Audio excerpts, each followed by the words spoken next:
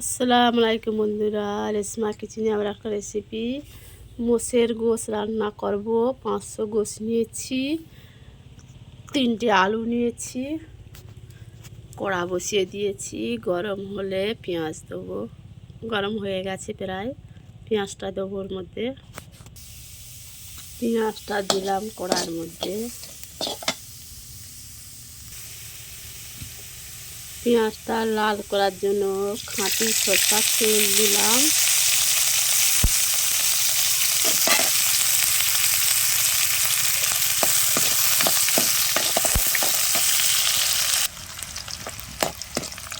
পেঁয়াজটা প্রায় লাল হয়ে গেছে বন্ধুরা। এবার আদা রসুনের বাটাটা দিলাম।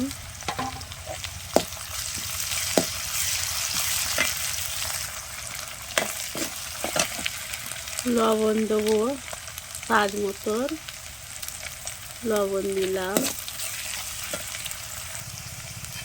হলুদ গুঁড়া, লঙ্কার গুঁড়ো দিয়ে দিলাম। দিয়ে মশলাটা ভালো করে কষিয়ে নেব।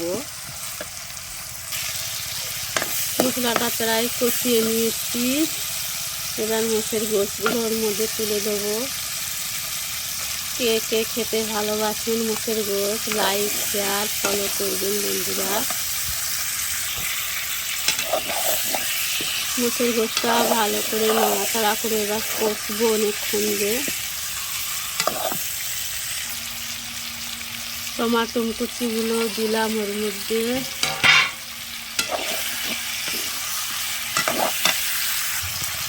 আলুগুলো কেটে রেখেছিলাম, আলুগুলো দিয়ে দিলাম। দিয়ে গোশটা ভালো করে কষিয়ে নেব।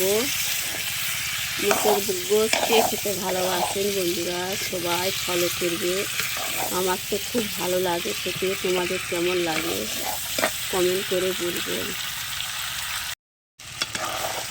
মোষের গোশ আলু বন্ধুরা কষানো প্রায় হয়ে এসছে। আর একটু কষিয়ে নেবো ভালো করে। কত সুন্দর কালার হয়েছে বন্ধুরা।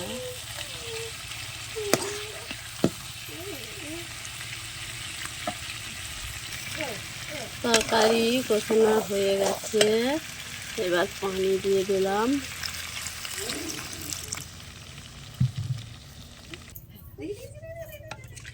ঝোল দিয়ে দিয়েছি। মোষের গোশের তরকারি বন্ধুরা প্রায় হয়ে এসছে। এখন অনেকটা ঝোল আছে, আর একটু ঢাকা দিয়ে রাখবো। মোষের গোশের তরকারি হয়ে গেছে, একটু পরে নামিয়ে নেবো বন্ধুরা। ঝোল রাখবো, বেশি ঝোল মারবো না। গোশটা খুব সুন্দর, ঝোল রাখবো। মোষের গোশের পাতলা ঝোল। মোষের গোশের পাতলা ঝোল হয়ে গেছে, নামিয়ে নিয়েছি। ভাজা জিরে ধনের গুঁড়োটা ছড়িয়ে দিলাম।